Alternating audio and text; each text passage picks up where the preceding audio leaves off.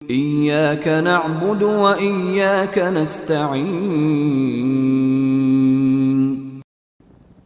আমরা কেবলমাত্র শুধুমাত্র আপনারই ইবাদত করি এবং আপনারই নিকট সাহায্য প্রার্থনা করি।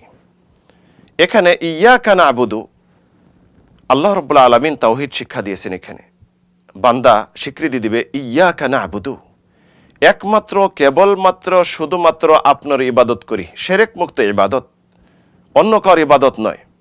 ওয়া ইয়াকা নাস্তাঈন, এবং যেহেতু আপনারই একমাত্র ইবাদত করি, তাই ইবাদতে এবং দুনিয়ার সব কিছু কর্মে আপনারই নিকট সাহায্য প্রার্থনা করি, অন্য কারোর কাছে নয়।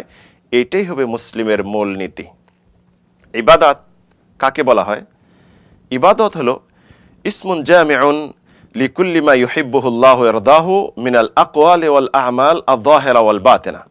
ইবাদত এমন একটি সমষ্টিগত শব্দ, অর্থ যেটি মানুষের প্রকাশ্য গোপনীয় ভালো প্রত্যেকটি কাজ, মুসলিম জাতির কাজ যেখানে শামিল করে, যেটা আল্লাহ পছন্দ করেন, আল্লাহ খুশি হন।